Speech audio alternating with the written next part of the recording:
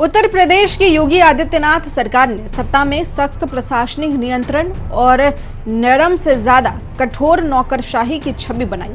लेकिन जैसे जैसे 2027 का विधानसभा चुनाव अब नजदीक आ रहा है, बीजेपी और उसके सहयोगी दलों के नेताओं की शिकायतों को नजरअंदाज करना अब पार्टी के लिए राजनीतिक जोखिम बनता जा रहा है।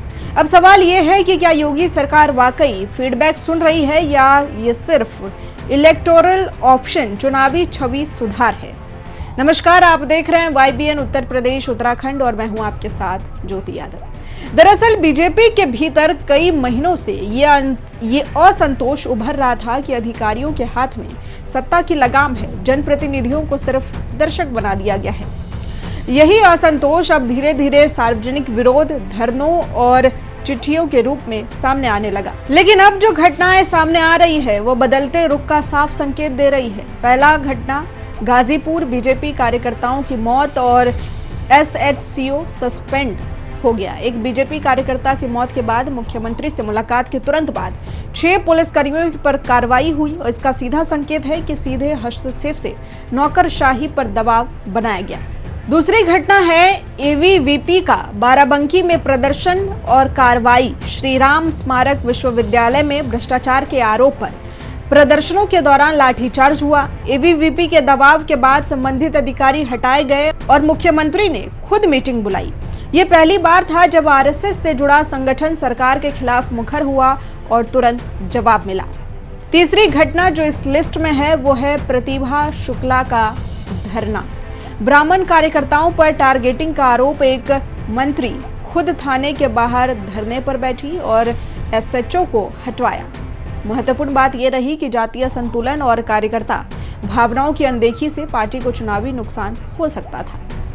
चौथी घटना है दिनेश प्रताप सिंह बनाम पुलिस। अमेठी में बीजेपी झंडा छीना गया। पुलिस ने रवैये पर बागवानी मंत्री ने पार्टी को पत्र लिखा।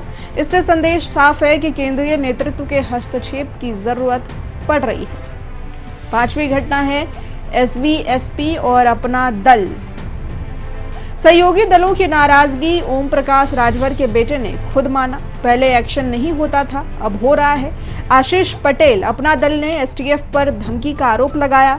अब साफ इशारा है कि सहयोगियों की नाराजगी भी खतरे की घंटी है।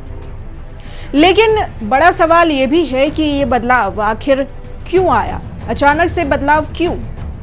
तो इसकी वजह कई सारी है। पहली वजह है 2024 लोकसभा में बीजेपी को कंप्लीट मैंडेट नहीं मिला।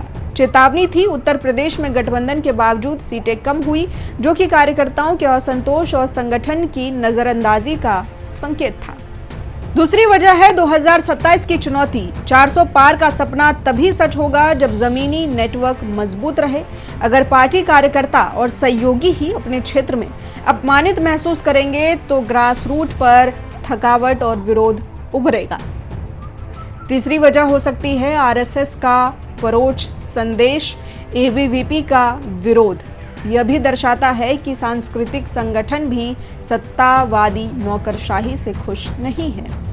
चौथी वजह हो सकती है योगी सरकार की छवि संतुलन में फंसी है।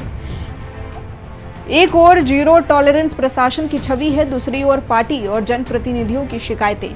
अब सरकार संवेदनशील और सुनवाई योग्य दिखना चाहती है। राजनीतिक जोखिम, अगर बदलाव न हुआ तो बीजेपी के अंदर ही अंदर धड़ेबाजी बढ़ेगी। सहयोगी दल राजनीतिक सौदेबाजी के लिए और ज्यादा मुखर होंगे।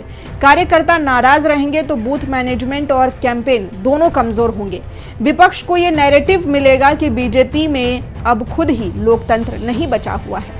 लेकिन सरकार जिस तरह से बदली है, सरकार के रुख बदले हैं, मिजाज बदला है, तो क्या ये डैमेज कंट्रोल है या फिर जेन्युइन करेक्शन है? योगी सरकार ने देर से ही सही लेकिन 2027 के राजनीतिक नुकसान का आकलन करना शुरू कर दिया। अब हर घटना पर त्वरित कार्रवाई, संवाद और जनप्रतिनिधियों की बात सुनना सिर्फ न्याय नहीं बल्कि रणनीति भी है। यह स्पष्ट है कि अगर बीजेपी को 2027 में फिर से फतह चाहिए तो उसे ऑफिसर राज से हटकर पीपल्स पॉलिटिक्स की ओर लौटना ही होगा। लोकतंत्र में चुने गए प्रतिनिधियों को नजरअंदाज करना किसी भी पार्टी के लिए आत्मघाती हो सकता है, फिर चाहे वो सत्ता में कितना ही ताकतवर क्यों ना हो। आप इस पूरे मुद्दे पर क्या सोचते हैं? कमेंट में अपनी राय जरूर बताइए। इसी तरह की और भी खबरों के लिए जुड़े रहें हमारे साथ और देखते रहें YBN उत्तर प्रदेश उत्तराखंड। फिलहाल के लिए बस इतना ही। अगर अभी तक आपने चैनल को सब्सक्राइब नहीं किया है तो कर लीजिए। नमस्कार।